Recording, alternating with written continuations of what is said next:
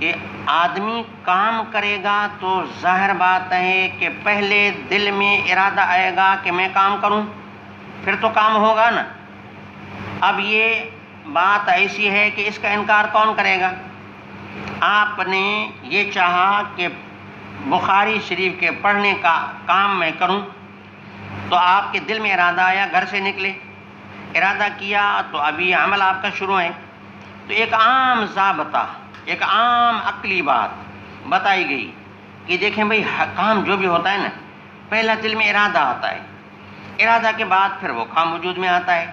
تو اللہ کے نبی نے ایک مقدمہ عقلیہ بیان فرمایا، انما الاعمال بالنیات، تو بھئی جو بھی کام ہوتا ہے وہ ہوتا ہے ارادے سے۔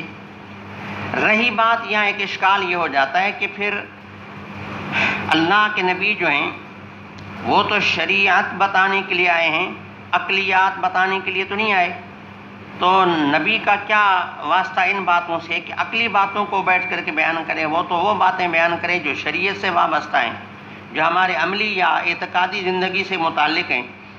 عقلی بات تو اہل عقل ویسے کر دیتے ہیں، یا جس کے پاس عقل ہے وہ ویسے سمجھ لیتا ہے۔ تو اس کا جواب یہ ہے کہ محاورہ میں اور گفتگو میں بعض اوقات عقلی باتیں جو از قبیل مسلمات ہوتی ہیں ان کو بیان کیا جاتا ہے، پھر آگے جو مقصودی بات ہوتی ہے اس کو بھی بیان کر لیا جاتا ہے۔ جیسے فرمایا کہ لکل نبی حواری و حواری الزبیر، کہ ہر نبی کا کوئی نہ کوئی مددگار ہے، یہ مقدمہ عقلی ہے۔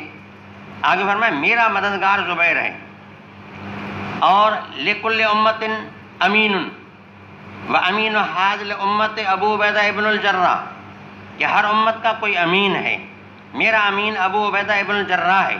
تو پہلے ایک عقلی بات بیان فرمائی کہ ہر امت کا کوئی امین ہوتا ہے، میری امت کا امین کون ہے؟ ابو عبیدہ ابن الجراح ہے۔ تو اس طرح کا یہاں بھی ایک مقدمہ عقلی ہے، یہ کوئی شرعی بات نہیں بتائی جا رہی، یعنی ایک ایسی بات ہے کہ عقل پہلے اس کو مانتا ہے، کیا کہ آدمی جو کام کرتا ہے تو وہ ارادے سے کرتا ہے، یعنی دل میں ارادہ آتا ہے، آدمی پھر کام کرتا ہے۔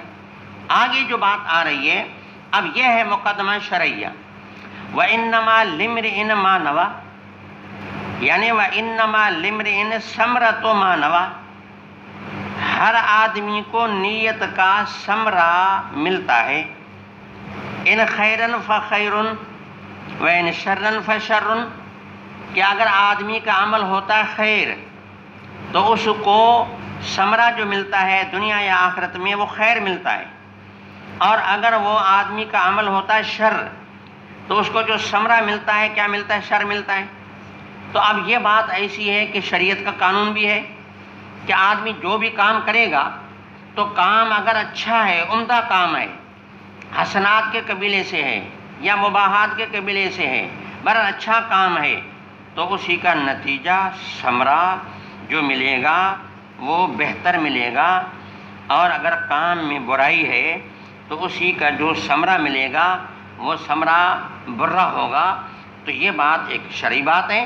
تو دوسرا مقدمہ شرعی ہو گیا، وَإِنَّمَا لِامْرِئٍ مَا نَوَىٰ، یعنی وَإِنَّمَا لِامْرِئٍ ثَمْرَةُ مَا نَوَىٰ، ہر آدمی کو اپنے عمل میں نیت کا ثمرہ ملتا ہے۔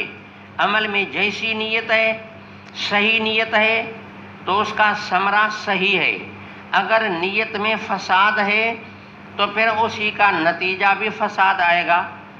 تو یہ ایک شرعی بات ہے۔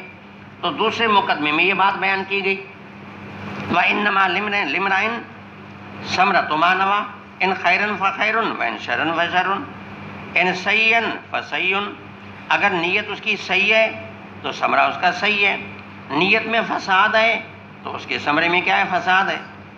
تو دوسری بات یہ ہو گئی۔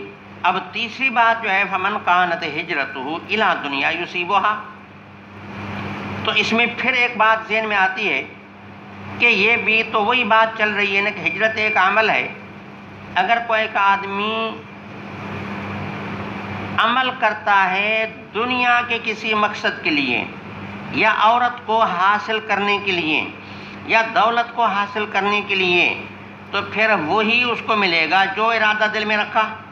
تو یہ بھی تو وہی بات ہے جو آپ نے کہا وَإِنَّمَا لِامْرِئٍ ثَمْرَةُ مَا نَوَىٰ، ہر آدمی کے عمل میں اس کا مرجع اس کی نیت ہے کہ اس کی نیت سے کیا اٹھتا ہے. اگر نیت سے خیر کا جذبہ اٹھتا ہے تو اس کا ثمرہ نتیجہ خیر ملے گا اور وہ عمل بھی صحیح ہوگا. اور اگر اس میں نیت میں فساد ہے، بگاڑ ہے، تو اس کا ثمرہ کیا ہوگا؟ بگاڑی ہوگا.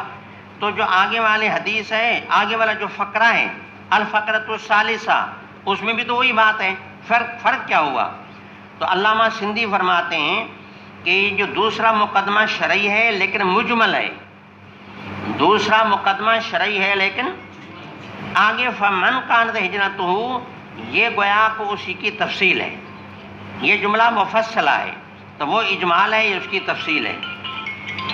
وہ اجمال ہے اور یہ اس کی کیا ہے؟ تفصیل ہے. اور گویا کہ یوں سمجھیں کہ وہ ایک قسم کا قاعدہ ہے، یہ اس کا قاعدے کا جزیہ ہے. ایک جزوی طور پہ ایک بات بتائیں گی. مثال کے طور آپ ہجرت کو لے لیں، یعنی اعمال تو بہت سارے ہیں، لیکن آپ اس ہجرت والے عمل کو لے لیں کہ کوئی آدمی جو ہے وہ ہجرت کا عمل کرتا ہے، ترک وطن کرتا ہے تاکہ دولت ملے یا عورت ملے. تو جی بظاہر کام تو نیکی کا ہے، لیکن اس کو ملا وہی جو ارادہ کیا. نہ جنت نہ آخرت کا ثواب نہ کوئی چیز، کچھ بھی نہیں. باقی اس روایت کا فقرہ اور بھی ہے، من کانت ہجرتہ الی اللہ ورسولہ فہجرتہ الی اللہ ورسولہ. یعنی جو آدمی اگر کوئی کام کرتا ہے اس میں اللہ اور اللہ کی رضا کے لیے اگر اس کا ترک وطن ہے، فہجرتہ الی ما ہاجر الیہ ثوابا، کہ ثواب کے لحاظ سے بھی جہاں اس نے ہجرت کی ہے ثواب بھی اس کو اس چیز کا ملے گا. تو یہ اسی گویا کا یہاں اگر کہ نہیں ہے، لیکن یہ جو اس کی تفصیل ہے، تفصیل میں اصل میں دو فقرے ہیں. بہرحال دوسرا مقدمہ شرعیہ ہو گیا اور یہ مقدمہ اس کی تفصیل ہو گئی. وہ اجمال ہے تو یہ تفصیل ہے. بہرحال یہاں تک تو یہ تین باتیں ہو گئیں کہ پہلا جو مقدمہ عقلیہ، دوسرا مقدمہ شرعیہ، تیسرا مقدمہ جو اسی کی تفصیل ہے.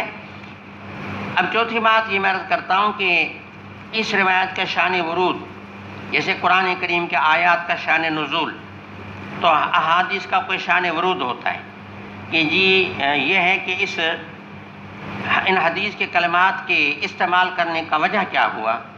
کون سی بات پیش آئی کہ ایک شخص تھا، مسلمان ہو چکا تھا، اور پھر یہ ہے کہ ابھی ہجرت کر کے نہیں آیا.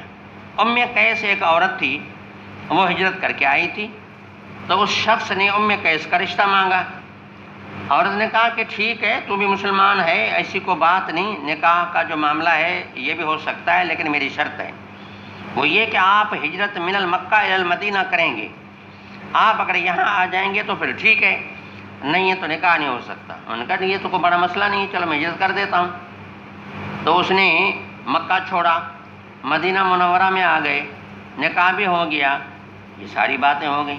ایسے موقع پر اللہ کے نبی نے فرمایا اس بات کو سمجھانے کے لیے کہ ہجرت ہو یا دنیا کا کوئی بھی کار خیر ہو، ہر کار خیر میں جذبہ خیر کا ہونا اور اپنی نیت کا خالص کرنا، اخلاص عمل کا ضروری ہے.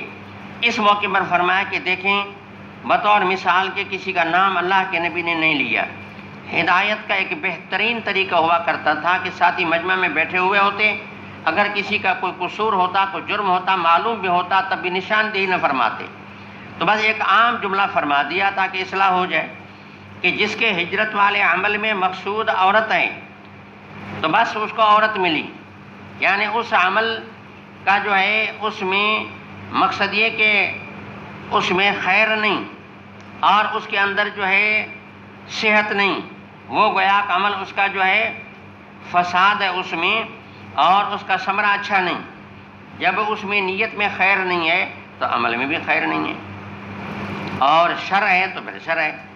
لیکن یہ نہیں فرمایا کہ عمل صحیح نہیں، یہ نہیں فرمایا کہ عمل صحیح نہیں، یہ فرمایا کہ دنیا کے خاطر ہے. معنی نیت اس میں اگر جب دنیا کی گئی تو یہ عمل خیر نہیں. خیر نہیں کا کیا معنی؟ یعنی اس میں بھلائی نہیں، اس کا ثمرہ اچھا نہیں. یہ نہیں کہا کہ عمل صحیح نہیں ہوا، تم جاؤ یہ ہجرت پھر کر کے آؤ، عمل تو صحیح ہو گیا، اسی جملے میں بھی شوافی حضرات کی، ائمہ ثلاثہ کی گویا تردید ہو جاتی ہے کہ آپ تو کہتے ہیں نیت کرو تو عمل صحیح ہے، نیت نہ کرو تو عمل صحیح نہیں ہے۔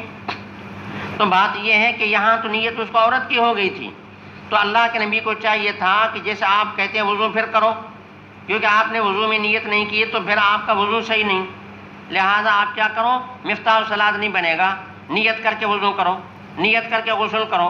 اگر آپ والی توجہ ہوتی اور پہلے جملے میں انما صحت الاعمال بالنیات ہوتا تو اللہ کے نبی اسی بندے کو کہتے کہ ہجرت پھر کرو، یہ تو نہیں فرمایا۔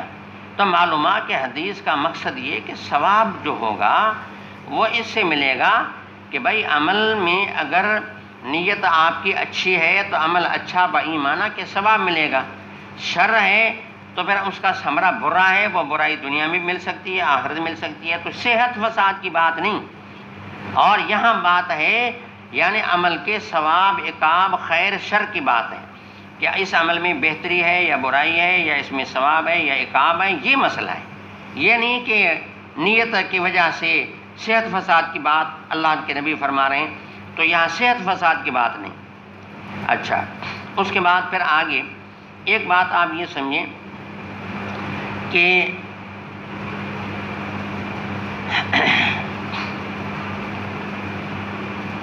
اللہ کے نبی نے یہ جب بات بیان فرمائی اور صحابہ کے سامنے اور یہ سب کو معلوم تھا، تو اللہ کے نبی نے جس سے غلطی ہو گئی اس کا نام نہیں لیا، اور صحابی حضرت عمر ہیں رضی اللہ تعالیٰ عنہ، اس روایت کے راوی ہیں لیکن ان نے بھی نام نہیں لیا۔